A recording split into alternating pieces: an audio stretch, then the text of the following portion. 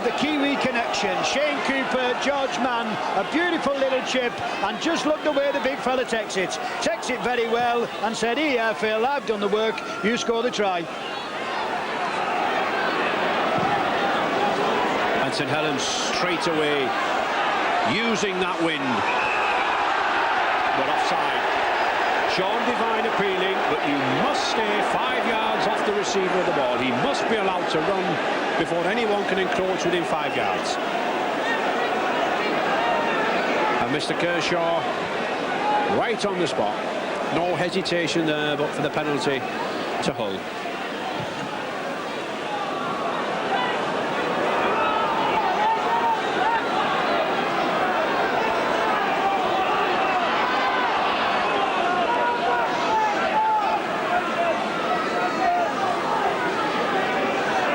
Windley, Mackey. I saw these two half-backs, Mackey and Windley, absolutely devastate Wigan earlier in the season with their form, but not done so yet here with St Helens. They look as though they're two scrum halves, Red. They don't look like a good combination of half-backs because not one of them's running with the ball. Charles. And Hull, I think, now have got to move this ball around. I don't think they can over-concentrate too much on these forwards.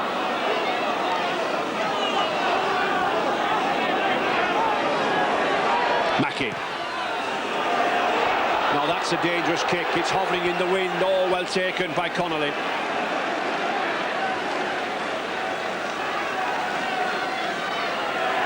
Hunt.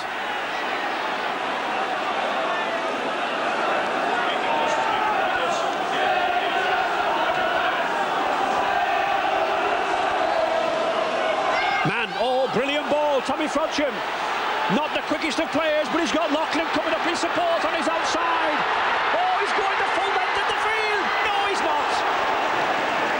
Well, brilliant sidestep, but I think he would have been better employed to have passed that ball to Loughlin, but one can't criticise after rugby like that. Magnificent play.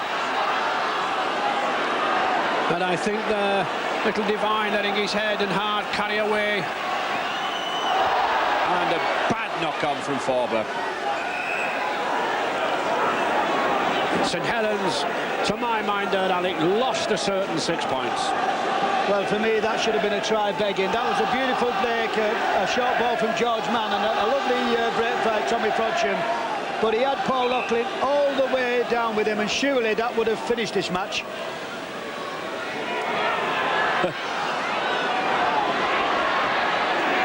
Frodsham having a very influential role to play here. John Sharp. Good run from Sharp, but a risky pass, a bad pass. Picked up by Groves. Mann. Good tackling.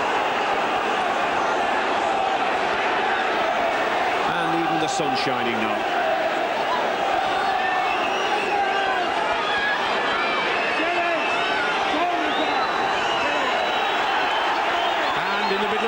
There we can see the touch judge, Mr. Palmer, coming on the field. He's obviously spotted something. Something that occurred, I think, behind Mr. Kershaw's back. Possibly an off-the-ball incident.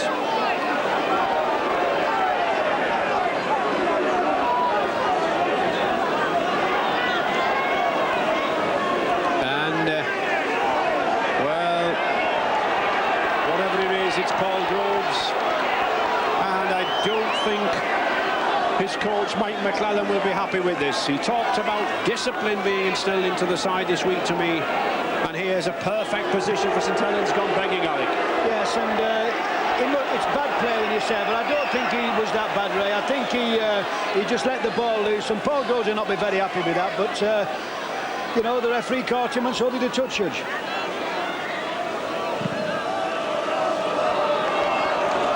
That's the 6th penalty against St Helens, so that discipline not too effective as yet.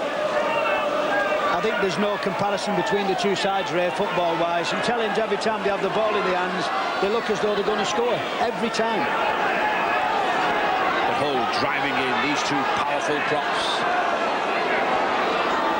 That's a good ball to Mackie. Having to turn the ball back inside Hull because the pace just isn't there out there in the centres.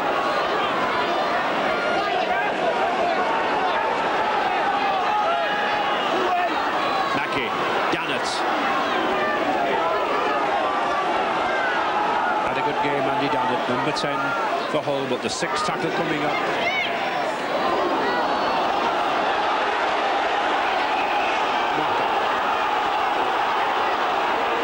The whole crowd roaring that they felt that Paul Forber touched that ball, and I think they could possibly be right, but a handover on the 6th tackle, the knock-on.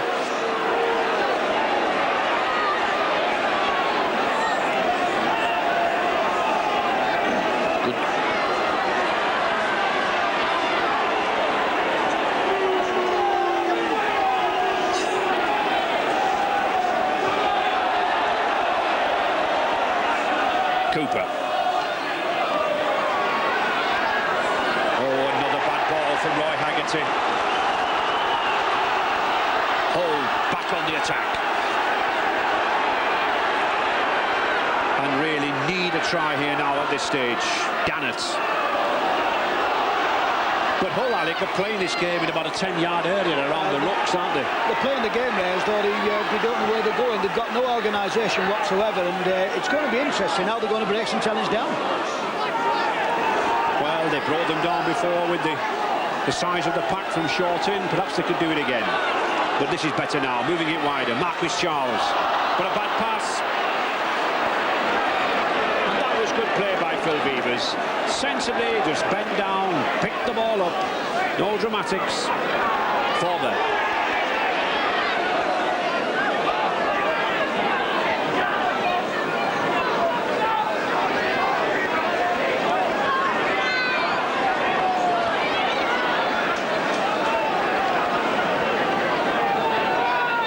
George Mann.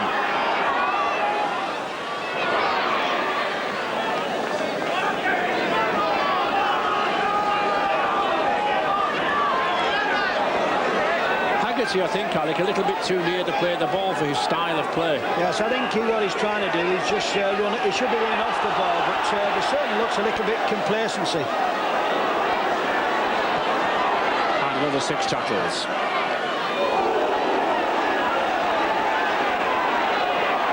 St Helens very much in command. 14 points to 6 here in this Silk Cup Challenge Cup second round tie. 10 minutes gone here at the Boulevard.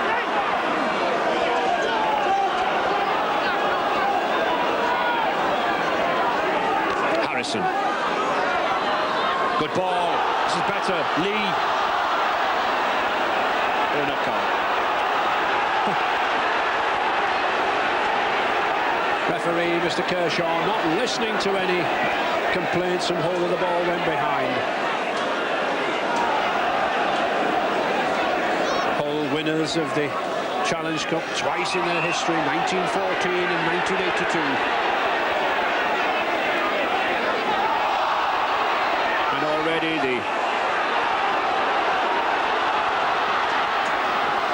Already the crowd at Wembley a sellout for this year's final.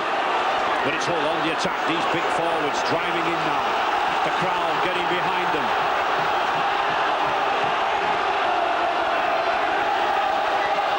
Mackie. Well held there by Tommy Frodsham.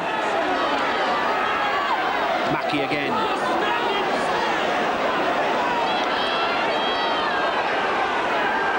Dannett. No. Well, I think Richard Gay would have been better advised to give the ball to Dannett then, Alec. Yes, he would, and I'd just like to see this young Mackie, you know, do a bit more running with the ball, because every time he gets it, he's just laying the ball off, and he's laying it off to forwards. Les Quirk.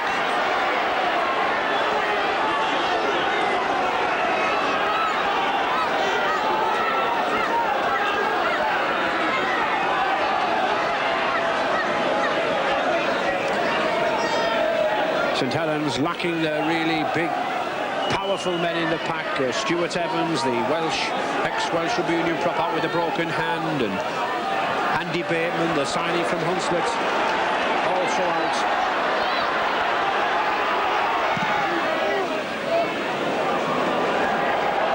Oh, that's a good kick.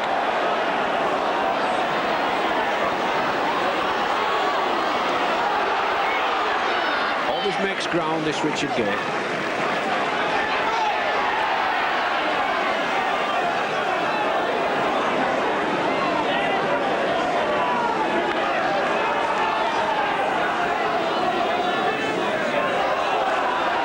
Windley.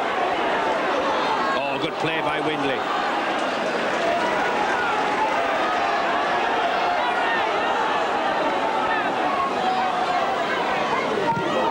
Well, that was a fortunate kick. It stopped working the touch, but it's St Helens' ball. Cooper. Cooper again.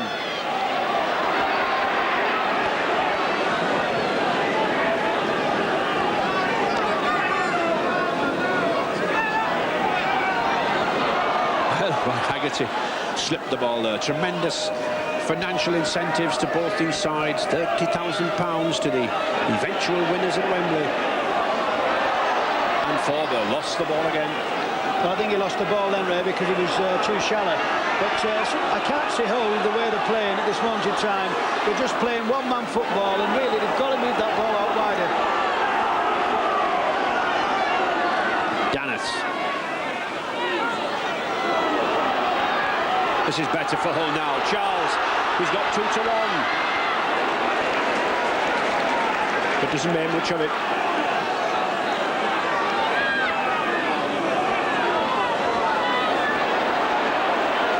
There's no one in this Hull side, Alec, with the speed actually to break through and then go for 40-50 yards, is there? Well, there's no organisation whatsoever. It's just relying on people making odd bursts and hoping somebody's going to be there with them. That's good play from Windley. But again, he's lost it. If anyone is battling, it's that number 7 there, Phil Windley, urging them on. Dwyer, Vivers.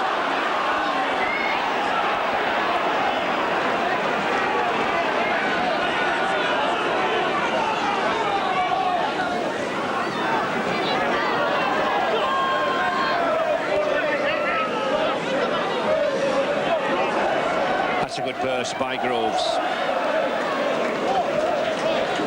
St Helens, the runners-up at Wembley last season, beaten by Wigan, very keen to get back there.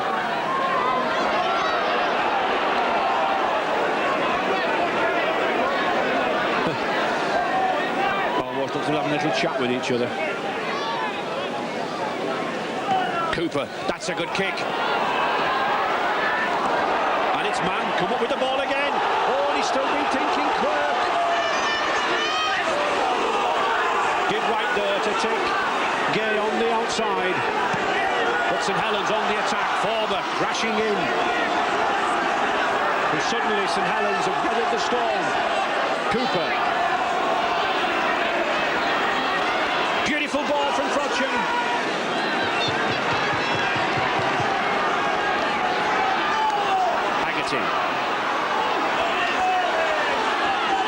Frodsham again, Vivers, this is good rugby.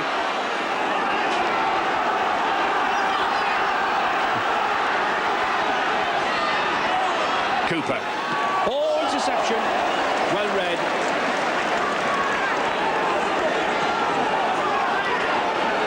John Sharp doing well there.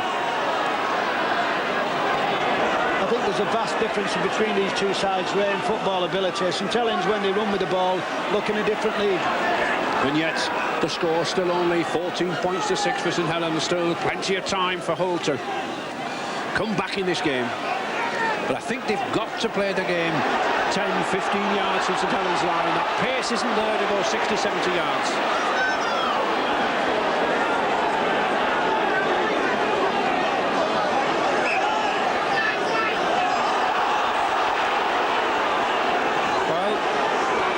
Mr Kershaw ordering a scrum, but the ball did go backwards, Alec, to another Hull player. Yes, I thought he should have played the advantage then, but I think he was told by the touchage.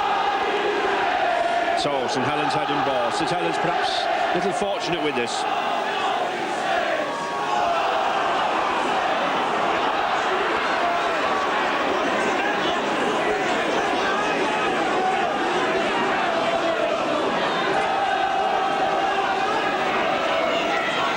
Playing a very dominant role here in midfield, working along this Shane Cooper's accomplice.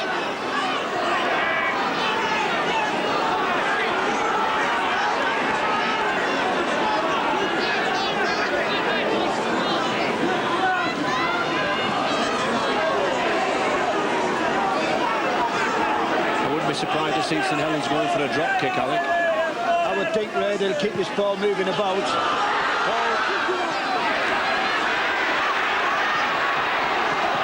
Now that's good play, superb play there, because St Helens put the pressure on Paul Eastwood. If they'd kept him behind the line, there would have been a drop out, and ultimately St Helens ball.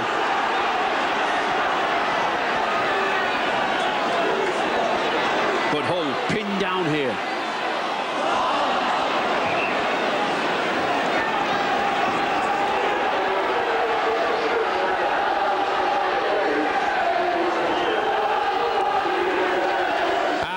This is a desperate gamble by Hull coach Brian Smith. Ward clean, obviously suffering with a broken toe. Looks to have a slight limp there coming on. I think possibly hoping for 20 minutes here at the expense of Russell Walker. Well, that seems a very, very big gamble to me, Ray. They took him off in the first half because he couldn't stand the pace, and surely the game's gone a lot quicker in the last 10 minutes.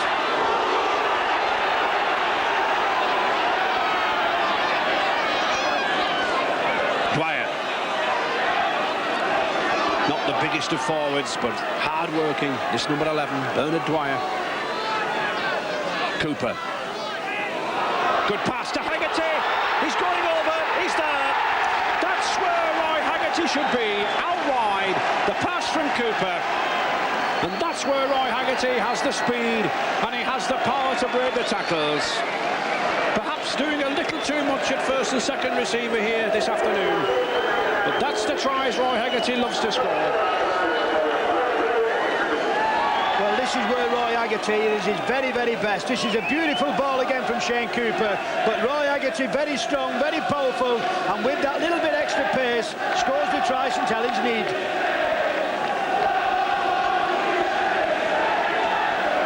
Good, strong runner, an entertainer, Roy Haggerty. Spectators or the opposition never know quite what he's going to do next. And not too difficult to kick for Loughlin. Just the one conversion to date. 4 tries to Saints from Dwyer, Connolly, Mann and Haggerty.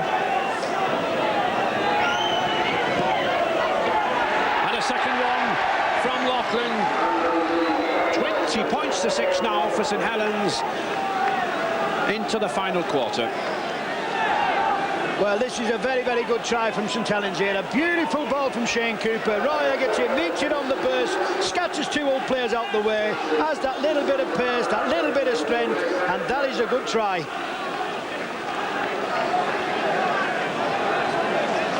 And Greg Mackey just going off the field and being substituted by loose forward Steve McNamara again.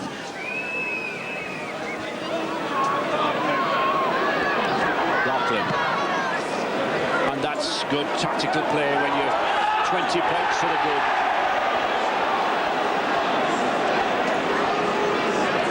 I think that is the problem, Ray, when you're signing players who've not played in the first division too often, whether they're up to the standard of pace.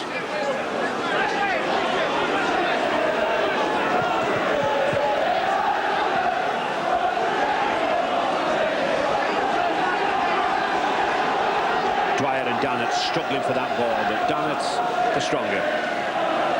Windley.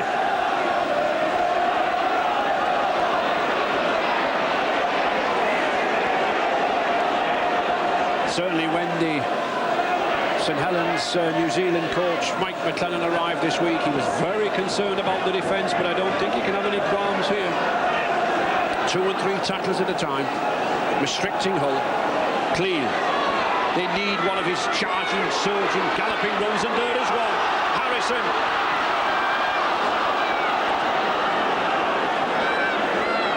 But let's just look who comes up with that ball, Alec. Cooper. Yeah, Shane Cooper. He's had a magnificent game, but I think the difference between the two sides, Ray, is pace and fitness. St Helens look as though they're in a different league than Hull at the moment. They're just moving the ball out wide and look a totally better side. We said we never know quite what Roy Haggerty's going to do, but he's got cramp. And it can be very, very painful. But you can't have anyone else better than Jeanette Smith, I think, to attend to you. One of the many females now coming into the game as a physiotherapist.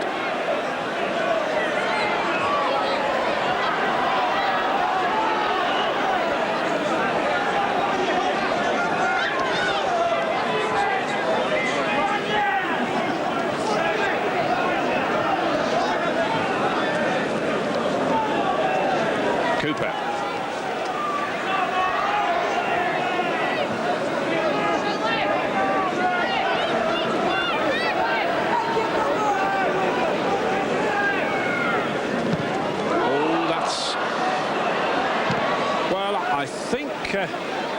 I think Gary Connolly felt that was still the 6th tackle, Alec. That was why he kicked. I don't think he was watching the game, but having said that, Ray, I think St Helens are in that much of a commanding position now. I think they realise that they've got to put Hull down there and just tackle. Lee Jackson worked hard, this number 9. Local lad. Jackson, Dannerton, Harrison, the prop. There he is again. No complaints about their work rate.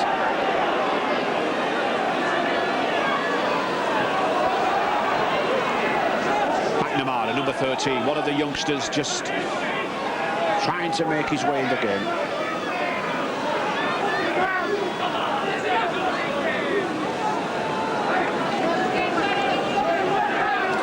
Just 15 minutes left. St Helens 20 points to 6.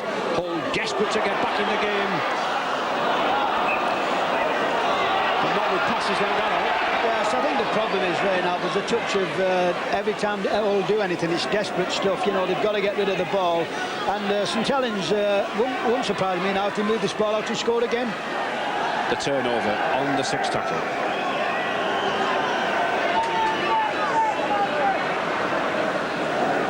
George Mann.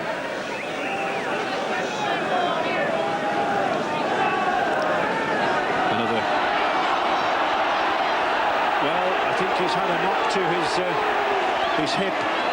In great difficulty playing the ball.